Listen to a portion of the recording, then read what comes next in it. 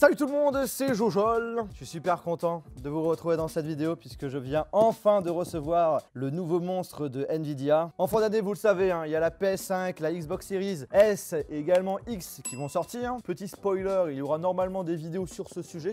Et Nvidia a frappé très fort en proposant leur nouvelle gamme de cartes graphiques où nous avons la 3070, la 3080 et surtout la plus intéressante. Enfin, pas forcément financièrement, mais en termes de ça envoie du lourd, la RTX 3090 que j'ai directement commandée. Le prix à partir de 1500 €, là la version que j'ai prise 1800, 1850 €. Ça fait vraiment mal, sachant que pour ce prix, tu peux déjà avoir des chouettes PC. Et là, c'est juste la carte graphique. Pour information, j'ai de plus en plus envie de vous faire des vidéos dans le domaine informatique. Il faut savoir quand même que j'ai un petit passé où j'ai tout de même des bases là-dedans. Quand j'étais chez mes parents, j'avais fait mon premier PC gamer.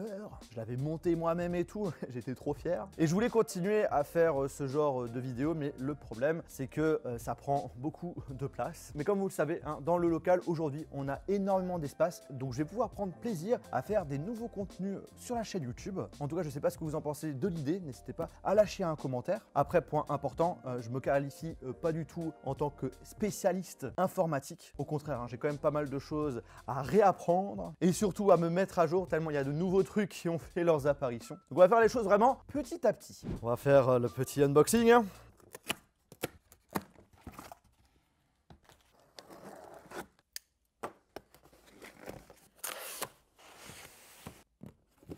Bon, j'en ai pris une de chez Asus. Et pour information, je suis en aucun cas sponsorisé par Nvidia. Je pourrais m'amuser à dire achetez du AMD. AMD, c'est mieux.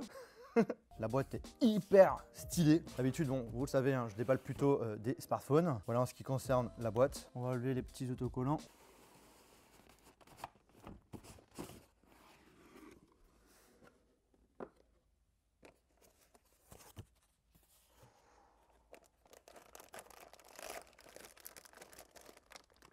Oh, le truc de ouf! Le poids comme c'est abusé!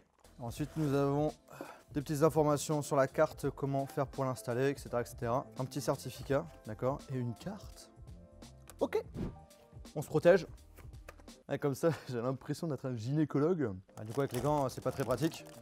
Enfin, j'avoue que les seuls gants que j'avais actuellement, c'était ça.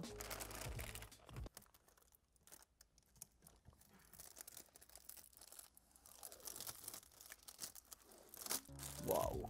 Franchement, elle a de la gueule. Regardez-moi la taille du truc, c'est juste abusé. L'épaisseur aussi. Vous voulez voir la tête de la carte graphique? C'est un PC portable en fait. C'est énorme. Elle est jolie en plus visuellement. Très belle. Carrément, hein. Pas mal du tout. J'ai jamais vu une aussi grande carte graphique. Aussi cher non plus. Aussi, oui. Ah, je pense que mon Mac il va apprécier. Mais franchement, ça irait bien là. Notre nouveau bébé est arrivé. Pour commencer, pourquoi le nom RTX?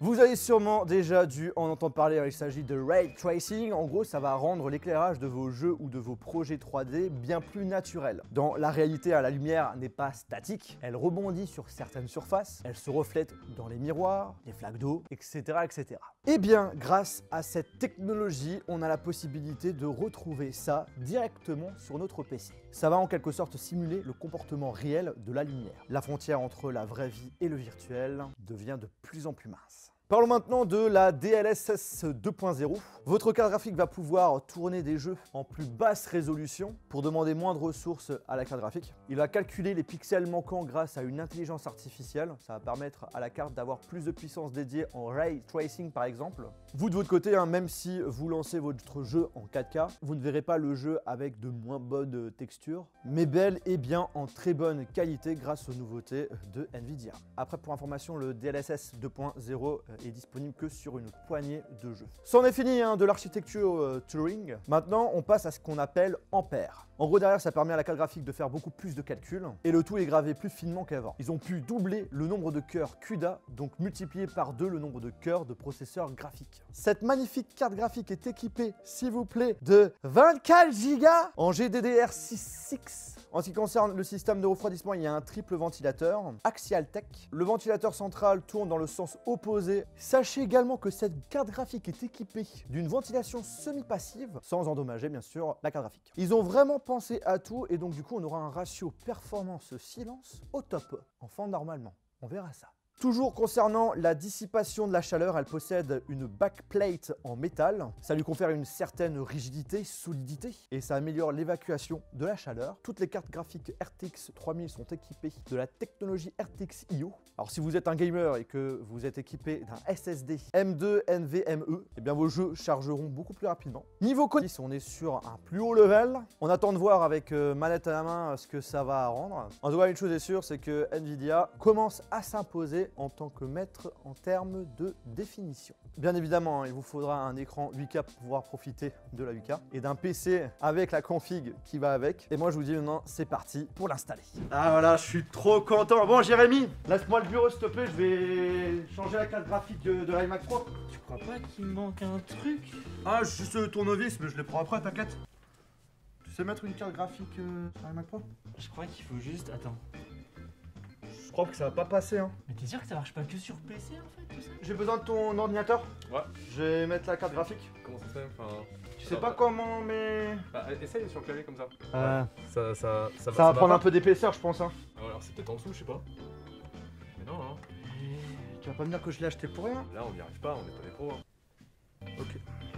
Bon, vous pensez qu'ils ont vraiment cru à ma petite blague? Parce que sinon, je me fais passer vraiment pour un gros con, hein.